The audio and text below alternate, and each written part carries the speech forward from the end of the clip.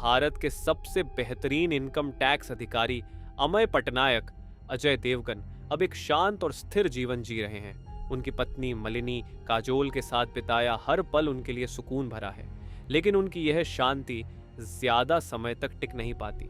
एक दिन अमय को एक गुमनाम टिप मिलती है, कुछ वित्तीय गड़बड़ियों की सूचना। यह सुराग उसे एक प्रतिष्ठित चैरिटेबल ट्रस्ट तक ले जाता है, जिसके अध्यक्ष हैं प्रताप चौहान। अमिताभ बच्चन चौहान एक सम्मानित व्यक्ति हैं, जिन्हें उनकी दानवीरता और राजनीति में योगदान के लिए जाना जाता है। लेकिन क्या उनका यह चेहरा असली है या उनके पीछे कोई गहरी साजिश छिपी हुई है? अमय चौहान से मिलने का बहाना बनाता है। वह एक सरकारी योजना के लिए दान मांगने का दिखावा करता है। चौहान उसे गर्मजोशी से स्वागत करते हैं और ट्रस्ट के रिकॉर्ड दिखाते हैं, लेकिन अमय का अंतर्ज्ञान उसे बताता है कि सब कुछ इतना सरल नहीं है। जांच के दौरान अमय को ट्रस्ट का एक संदिग्ध कनेक्शन हाल ही में गिरफ्तार मनी लॉन्ड्रिंग मास्टरमाइंड से जुड़ा मिलता है। यह देखकर मलिनी चिंतित हो जाती है और अमय को सतर्क रहने के लिए कहती है। लेकिन गहरी जांच से और भी ज्यादा रहस्यमय सुराग सामने आते हैं। रातों को गुप्त कॉल, छिपे हुए दस्तावेज और गायब खातों की कड़ियां। प्रताप चौहान के बारे में अफवाहें फैलने लगती हैं कि उनका प्रभाव इतना बड़ा है कि उनके विरोधी रहस्यमय तरीकों से गायब हो जाते हैं। एक रात एक डर हुआ मुखबिर अमय से मिलता है और उसे गुप्त सबूत सौंपता है। इन दस्तावेजों में स्विस बैंक खातों का उल्लेख है, जिनसे ट्रस्ट का सीधा संबंध है। लेकिन इससे पहले कि मुखबिर और अधिक खुलासे कर पाता, वह लापता हो जाता है। अमय मुखबिर के आखिरी स्थान पर जाता है, एक सुनसान रेलवे स्टेशन। वहां केवल बिखरा हुआ सामान और डरावने सन्नाटे के बीच आती पदचाप की गूंज सुनाई देती है। ये मामला अब बेहद गंभीर हो जाता है। अमय एक अनुभवी पत्रकार से मिलता है, जो उसे चौहान के अतीत से जुड़े घोटाले के बारे में बताता है।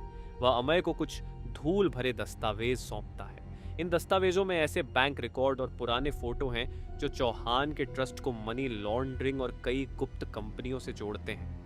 सबसे चौंकाने वाली बात यह है कि इन कागजों में मलिनी के पिता का भी जिक्र है। मलिनी यह देखकर टूट जाती है।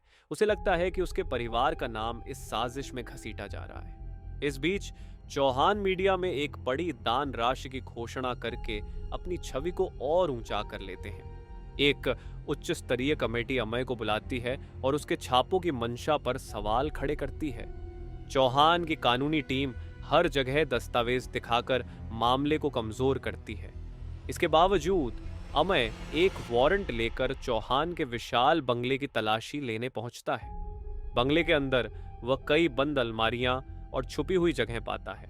आखिरकार एक गुप्त कमरे में अमय को ऐसे दस्तावेज मिलते हैं जो दशकों पुरानी वित्तीय हेराफेरी का सबूत है।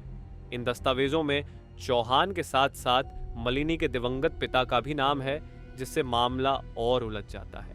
बंगले के गुप्त कमरे में अमय को चौहान की अवैध गतिविधियों के सबूत मिलते हैं। दस्तावेजों से पता चलता है कि मलिनी के पिता चौहान की योजनाओं में साइलेंट पार्टनर थे। अमय मलिनी का सामना करता है। मलिनी स्वीकार करती है कि उसने अपने पिता के कुछ संदिग्ध कामों के बारे में सुना था, लेकिन यह नहीं जानती थी कि वह आज तक उनका पीछा करेंगे। चौहान अब मीडिया के जरिए अमय को बदनाम करने की कोशिश करता है।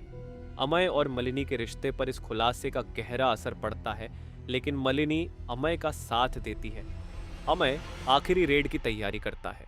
वह पूरी योजना को उजागर करने के लिए तैयार है, लेकिन तभी मलिनी बेहोश हो जाती है।